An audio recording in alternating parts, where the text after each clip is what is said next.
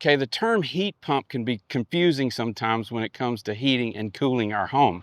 Are we heating our home? Are we cooling our home? To me, it's a little bit confusing, but Ab's going to explain it to us. A heat pump, the difference is the outdoor units, they look the same. There's no difference as far as the visual look, but the heat pump is an air conditioner outside that also heats the home. Picture your refrigerant flowing clockwise in air conditioning mode, and then when it goes to heat pump, it just reverses that refrigerant cycle, so it goes the other way, carrying the heat out of the home. It produces the heat for your home. Really, whatever you got your thermostat at. If you want it in air conditioning, it'll cool the home. If you want it in heating, it'll heat the home.